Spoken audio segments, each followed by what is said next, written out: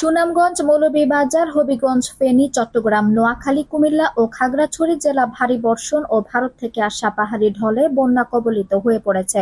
ভারত কোনো ধরনের আলোচনা ছাড়াই বাঁধ খুলে দিয়ে বাংলাদেশের জনগণের বিরুদ্ধে অবস্থান নিয়েছে বলে মন্তব্য করেছেন অন্তর্বর্তী সরকারের তথ্য উপদেষ্টা নাহিদ ইসলাম। বন্যা দুর্গতদের সহায়তায় ৫ দফা দাবিতে বৃহস্পতিবার সকাল ৬টায় মতিঝিলে বাংলাদেশ অভ্যন্তরীণ নৌ পরিবহন কর্তৃপক্ষের কার্যালয়ে উপস্থিত হয়ে তিনি এ দাবি করেন। এ অবস্থায় বন্যা দুর্গতদের সহায়তায় নিজ নিজ অবস্থান থেকে নেমে পড়ার আহ্বান জানিয়ে নাহিদ ইসলাম বলেন, জাতির ক্রান্তি লগ্নে আপনারা নিজ নিজ অবস্থান থেকে নেমে পড়ুন। সব বাহিনী উদ্ধার কার্যক্রমে অংশগ্রহণ করুন। আপনাদের যেন আর নির্দেশনা দেওয়া না লাগে। শিক্ষা প্রতিষ্ঠান, ব্যবসা প্রতিষ্ঠান, রাজনৈতিক ও সব শ্রেণীর মানুষকে তিনি এগিয়ে আসার আহ্বান জানান।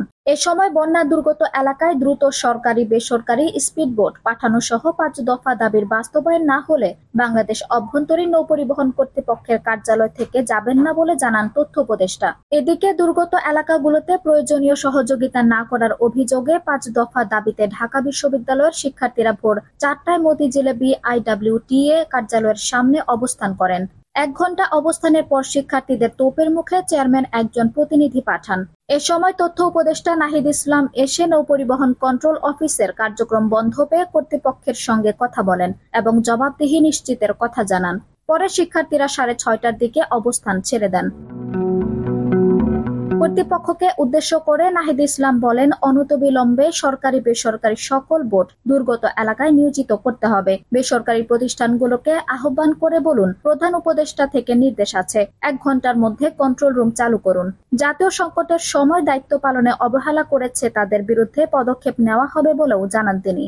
নাহিদ বলেন, আমাদের প্রতিবেশী রাষ্ট্র কোনো ধরনের আলোচনা ছাড়াই বাঁধ খুলে দিয়ে বাংলাদেশের জনগণের বিরুদ্ধে অবস্থান নিয়েছে। আমরা এর নিন্দা ও প্রতিবাদ জানাই। বাংলাদেশের বিপক্ষে যদি কোনো রাষ্ট্র দাঁড়ায় তাহলে বাংলাদেশের ছাত্র জনতা রুখে দেবে। দাবি আদায় না হওয়া পর্যন্ত কার্যালয় থেকে যাবেন না বলেও শিক্ষার্থীদের নিশ্চয়তা দেন তিনি।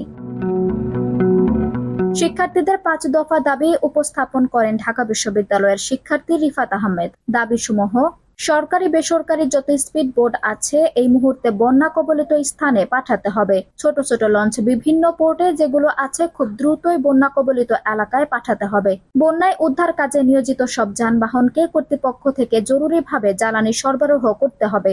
সব বেসরকারি ট্রলার ও স্পিড বোটকে এই ক্রান্তি লগ্নে ফ্রি করে দিতে হবে। যতদিন এই দুর্যোগ অবস্থা বিরাজমান থাকবে ততদিন ২৪ ঘন্টায় কন্ট্রোল রুম থেকে নিয়ন্ত্রণ করতে হবে এবং প্রতিটি এলাকায় প্রতিনিধি পাঠাতে হবে। আঞ্জুম হক আরবি, টাইম নিউজ ডেস্ক।